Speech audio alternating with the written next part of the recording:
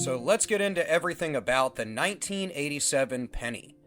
We're going to talk about rare errors for this coin, the DS and no mint mark coins, as well as some other aspects that make these coins valuable.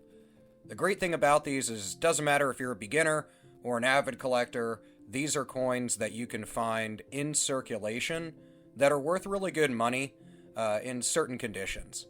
Now, the 1987 Memorial penny looks the same as basically any other Lincoln cent from the 80s, and they're all made of copper-plated zinc planchets. Unlike the obverse design of this coin, which is the same as any others from this era, pieces minted this year came with a different reverse than other original coins of the same type. Since we're talking a modern coin, the 1987 penny has pretty low value overall, except for a few rarities and collectible errors, but finding these coins in a lot of collections is pretty common, as a lot of people collect pennies, and some of these can be worth quite a bit. Now, the penny has gone through quite a few design changes since 1793, when the first large cent pennies were struck. In 1909, they introduced the Abraham Lincoln obverse on the penny, and that marked the 100 years of Abraham Lincoln's birth. And it came into history as the first American coin without any abstract symbols on it like Lady Liberty or something. In 1959, the reverse was changed in honor of Lincoln's 150th birthday, and the memorial building would replace those wheat ears on the back of the coin. And then the design of the coin would be changed again in 2009, with 4 reverse types appearing in circulation, which some of those can be valuable as well. The 1987 penny in normal circumstances may be a standard coin with nominal value, making it a really excellent choice for new collectors, as I stated before. Most experienced collectors that would look into this coin at a later time are probably doing so to add to a set they're trying to complete. So let's get into values of these coins with the 1987 no mint mark penny. Since the Philadelphia Mint produced 4.6 billion of these things in 1987, you can expect that just a majority of them are not going to be worth very much. Most pieces that you're going to find also from circulation are going to be really worn out and worth just their face value of a penny. But don't get discouraged, because you can find really high condition coins in circulation and send them off to get graded. If they came back at a high grade like an MS66 or higher, which is really high grade, you're talking something like a couple bucks for the coin all the way to around $50.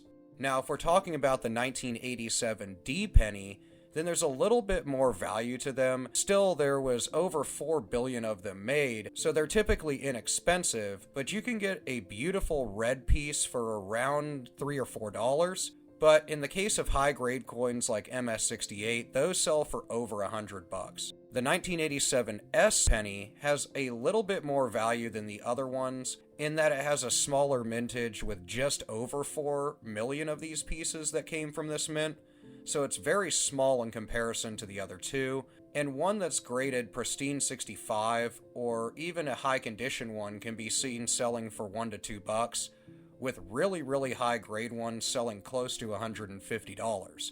There was one graded PR70 that sold quite a few years back for well over $2,000 in a heritage auction. Another thing to look for on these pennies are errors that you can find on Lincoln cents in general, but we'll touch on a few different ones, so that way you just have an idea of them. If you want to learn more about error coins in general, you can pick up my book on Amazon. I have a link in the description.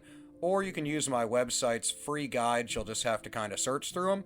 Or there's a lot of great other resources out there. Now, errors on the 1987 penny can be something like an off-center error, and it's when the penny comes with an incomplete design after the dies fail to strike them evenly. When the deviation is about 1% to 5%, they're pretty regular.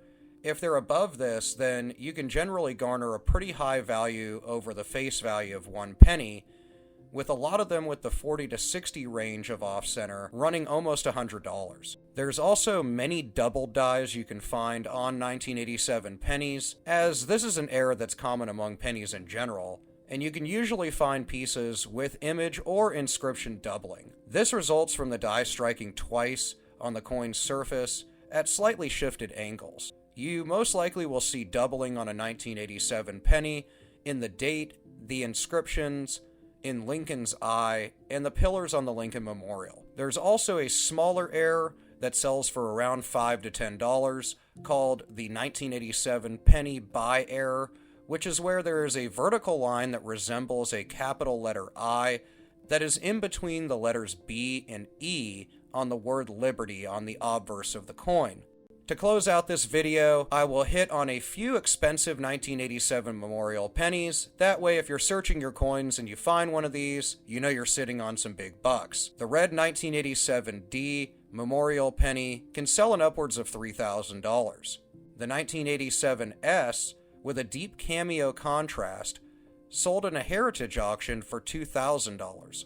A 1987 double die penny sold at another heritage auction in 2021 for almost $1,800. And to close out eBay sales examples, a red-brown 1987D can currently get about $10 on eBay. Hopefully you learned some things about the 1987 penny by watching my video. I absolutely love this hobby, and I love to make these videos for you guys, and then to share about our finds in the comments, and on my website, varietyandairs.com. If you have any questions, I'll see you in the comments below, but more importantly, good luck on your next coin and bill searches. See you guys later.